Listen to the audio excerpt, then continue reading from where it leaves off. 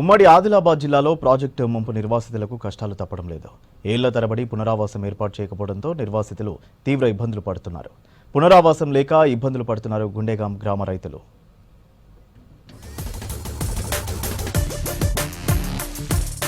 నిర్మల్ జిల్లా Mudhol assembly సెగ్మెంట్లోని పల్సికర్ Rangarao project నిర్మాణంలో భూములు కోల్పోయిన నిర్వాసితులకు 10 ఏళ్లుగా న్యాయం జరగలేదు. వాగు పరివాహక ప్రాంతాల్లో నివాసం ఉంటున్నారు నిర్వాసితులు. పునరావాసం కల్పిస్తామని గత పాలకులు హామీ ఇచ్చి అమలు చేయలేదు. గుండెగాం గ్రామానికి చెందిన 81 కుటుంబాల ముంపు నిర్వాసితులు కమలాపూర్ గుట్ట దగ్గర డబుల్ బెడ్రూమ్ ఇళ్లలో తాత్కాలికంగా ఉంటున్నారు. ఇప్పటి వరకు స్థలం కేటాయించకపోవడంతో నిర్వాసితులు ఆందోళన చెందుతున్నారు. ఇది 2017 నుంచి బ్యాక్ వాటర్ మా ఊర్లో వస్తూనే ఉంది. మరి ఈ సమస్యకు పరిష్కారం ఇంకా అయితే లేదంటే అంటే గుండెగాము భారతదేశంలో ఉందా, మరి తెలంగాణ ఉందా లేదా? మరి ఇంత పరిష్కారం ఉన్నప్పుడు రాజకీయ నాయకులు ఏం చేస్తున్నారు? మరి మా పరిస్థితి, గుండెగాం పరిస్థితి ఏంటి? మా దగ్గర 5-6 సంవత్సరాల నుంచి బ్యాక్ వాటర్ మా వస్తూనే ఉంది. మరి ఇంత పరిష్కారానికి మేము ఎంత కష్టపడుతున్నాం.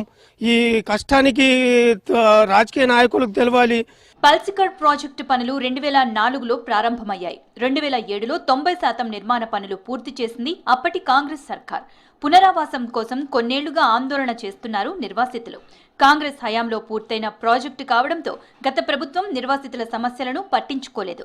పునరావాస చర్యలపై ప్రకటనలు తప్ప అడుగు ముందుకు పడడం లేదంటున్నారు బాధిత రైతులు. అంత నీళ్ళు వచ్చి కొట్టుకుపోయింది. అట్లనే ఉంటున్నాం. ఏమన్నా నిర్ణయం చేస్తేనే అవుతుంది కదా. ఎన్ని ఉదులు ఉండాలా మేము ఇట్లని? ఇప్పుడు ఆనకాలం వర్షాకాలం వస్తున్నది. ఇక గతిమైది ఎట్లా? ఏమన్నా చెయ్యలే కదా. చేస్తేనే అవుతుంది. చేయకుంటే ఏం కాదు. రేపు చేస్తాం, ఏలో చేస్తాం, రేపు చేస్తామంటే ఇన్ని ఉదులు కాలం జరిగిపోయా. వాళ్ళు జాకపోయి కాంగ్రెస్ గవర్నమెంట్ అయినా చేయాలి కదా. నష్టపరిహారం ఇవ్వాలి మాకు. నష్టపరిహారం లేదు, ఏం లేదు. గతేడాది భారీ వర్షాలకు ప్రాజెక్టు బ్యాక్ వాటర్ గుండెగాంను నీట ముంచింది. దీంతో వాగు పరివాహక ప్రాంతాల్లో నివాసం ఉంటున్న వాళ్లంతా కట్టుబట్టలతో బయటకొచ్చారు. 2016లో అప్పటి జిల్లా మంత్రి జోగు రామన్న గ్రామానికి వచ్చి పరిస్థితిని చూశారు. అప్పటి భారీ నీటిపారుదల శాఖ మంత్రి తన్నీరు హరీష్ రావును కలిసి గోడు చెప్పుకున్నారు నిర్వాసితులు. అయినా ప్రభుత్వం స్పందించలేదు. పునరావాసం కోసం ఎన్నో ఏళ్లుగా ఎదురు చూస్తున్నారు బాధిత రైతులు. జాగా ఇస్తే ఆడ ఉంటా కట్టి, జాగా లేదు, ఉండాలేదు, పైసలు లేదు, ఏం లేదు. ఇల్లు ఊరు లెప్పకొచ్చినాయి. అంత జింగాన అయిపోయినాయి. ఊరు జాగా కావాలా, అంతమంది ఉంటాయి, జాగా కావాలి. ఎట్లా ఉండాలి, ఎట్లా పరిస్థితి ఉన్నాయి. పాములు అంతా జింగాన అవుతుంది. శనల నీళ్ళు వస్తున్నాయి, ఉల్లియ నీళ్ళు వస్తున్నాయి. ఎట్లా కావాలి, ఎట్లా పోవాలి. ఇప్పుడు 5-6 సంవత్సరాలు ఆయా ప్రతి ఏడాదికి వస్తున్నారు, పోతున్నారు. ఇప్పటిదాకా ఓల్బి వచ్చి ఇది ఇట్లావో అట్లా అని అంటున్నారు, పోతున్నారు. మాత్రం మనం బిక్కు వర్షాకాలం వస్తే ఇటు బైసా లేకుంటే గుండెగాంలో ఉంటున్నాం. ఎద్లు వ్యవసాయ పనిలా బాగా ఇబ్బంది అవుతున్నది. ఏ పరిష్కారం జల్దీతోని కావాలని కోరుకుంటున్నాం ప్రజలు, గుండెగాం మంది.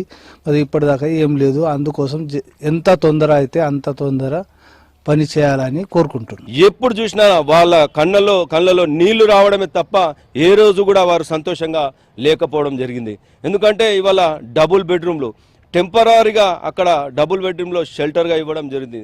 అక్కడ ఏ సౌకర్యాలు లేకపోవడం, నీటి సరఫరా లేకపోవడం, విద్యుత్ సరఫరా లేకపోవడం. మరి గతంలో చూస్తూ ఉంటే విద్యుత్ అధికారులు కూడా వారికి తీవ్రంగా డబుల్ బెడ్రూమ్లో ఉంటే వారికి ఇబ్బందులు పెట్టడం జరుగుతుంది.